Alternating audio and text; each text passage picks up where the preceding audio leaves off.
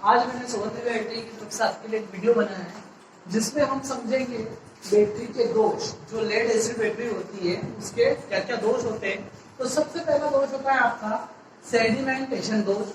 Lead acid cell या lead acid battery जिसे हम बैटरी कहते हैं, बैटरी की प्लेटें किसकी बनी होती हैं? ठोस धातु की में बनी होकर Pb3O4 इसकी Pb3O4 रेड लेड की लुब्बी मतलब पेस्ट की बनी होती है। ठोस धातु की नहीं बनी होकर सिर्फ पेस्ट होता है और वो पेस्ट का होता है रेड लेड Pb3O4 का बना होता है। जब बैटरी को अपन चार्ज और डिस्चार्ज करते हैं तो उस कंडीशन में उस समय पेस्ट या लुब्बी का कुछ अंश झड़ जाता है और इसके अतिरिक्त इसके अंदर क्या होता है, बैटरी के अंदर हम हमेशा डिस्टिल वाटर वगैरह डालते हैं तो वाटर भी रहता ही है उसके अंदर। जल के विद्युत विच्छेदन के कारण जल की अशुद्धियां और लुब्बी का कुछ अंश कहां पर एकत्र हो जाता है? तली में। बैटरी की तली यानी कि नीचे की ओर एकत्र हो जाता है। इस प्रकार अशुद्धियां अधिक हो जाने पर सेल की तली में एकत्रित हो जाएगी, जिससे प्लेटें जो प्लेटें काय की बनी है रेड लेड की, वो आपस में शॉर्ट सर्किट होने की संभावना पैदा हो जाती है। इसलिए इस प्रकार के दोष को, बैटरी के इस दोष को अपन सेडिमेंटेशन दोष कहेंगे।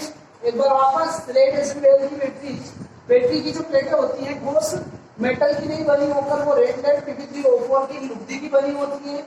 चार्जिंग एंड डिस्चार्जिंग के समय क्या होता है कि लुब्बी का कुछ अंश और इसके अलावा इसके अंदर जो पानी होता है वो विद्युत विच्छेदन के कारण उसकी भी अशुद्धियां सेल की तली या बैटरी की तली में एकत्रित हो जाती है।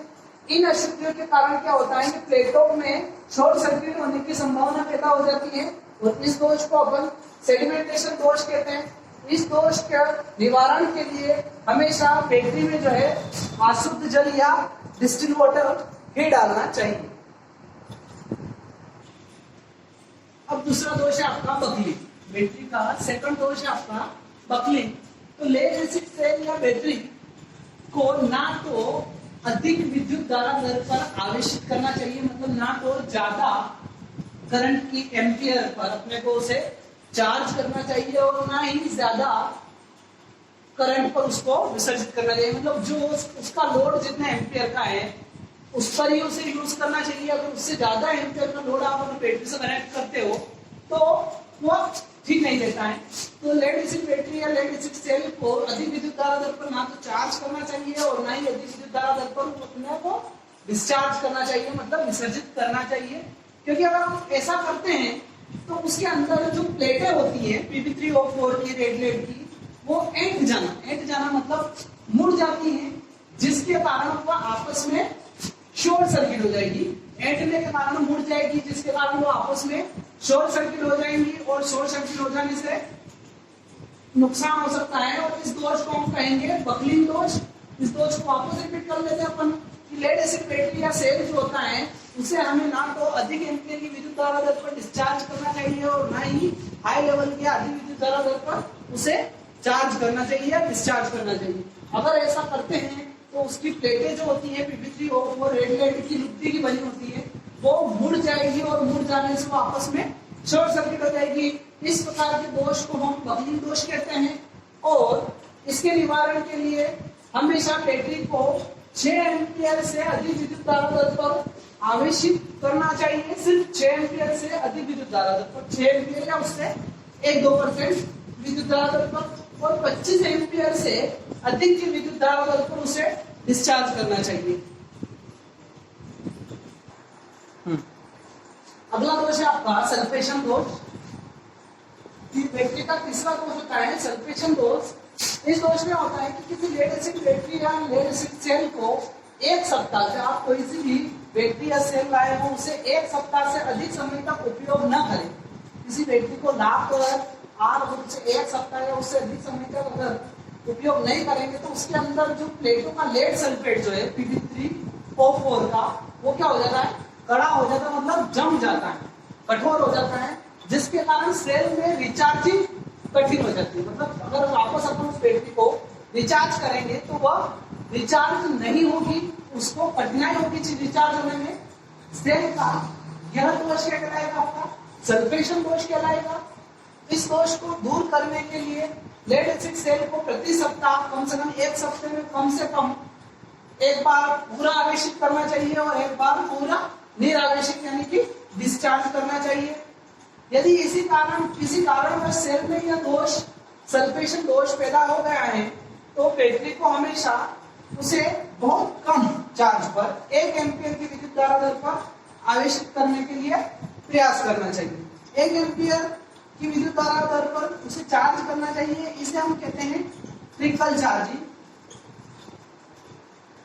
बहुत सी बार एग्जाम में भी पूछा जाता है क्वेश्चन कि सल्फेशन दोष युक्त बैटरी को कौन सी चार्जिंग दी जाती है? तो ट्रिकल चार्जिंग। इसके अंतर्गत बैटरी को 1 एम्पियर की विद्युत धारा दर पर मतलब कम आवेशित दर पर उसे चार्ज करना चाहिए।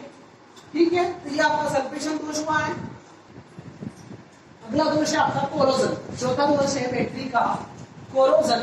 तो वायुमंडल की नमी के कारण तथा अम्ल के छिड़काव के कारण, मतलब कि अपन बैटरी वगैरह में डिस्टिल वाटर वगैरह भी डालते हैं, उसके बाद वातावरण में नमी भी होती है जिसके कारण सेल के संयोजक पर तांबे तथा लेड के ऑक्साइड की सफेद नीली परत उत्पन्न हो जाती है। मतलब जब हम वायुमंडल में नमी होती है और बैटरी के संयोजक टर्मिनल जहां से हम कनेक्शन वगैरह जोड़ते हैं उन पर डिस्टिल वाटर वगैरह का छिड़काव करते हैं तो उन संयोजक बिंदु टर्मिनल्स पर क्या होता है, तांबे तथा लेड के ऑक्साइड की सफेद नीली परत जम जाती है। यानी कि इसे अपन जंग भी कह सकते हैं, एक तरीके से कोरोजन को जंग कहा जाता है।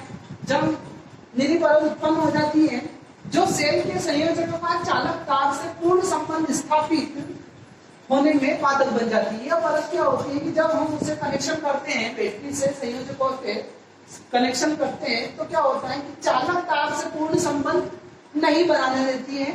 यह परत लेड ऑक्साइड की सफेद नीली परत जो है वो चालक तार से कनेक्शन सही सेट नहीं होने देती है, बाधक बन जाती है और यह दोष क्या कहलाता है आपका कोरोजन में। एक बार वापस की जब वायुमंडल की नमी के कारण तथा अम्ल के छिड़काव के कारण सेल के जो कनेक्टर होते हैं, जो संयोजक होते हैं, उन पर तांबे तथा लेड के ऑक्साइड की सफेद नीली परत जम जाती है जो सर्किट या किसी चालक तार से पूर्ण संबंध स्थापित करने में बाधक होती है। यह दोष आपका कोरोजन कहलाता है।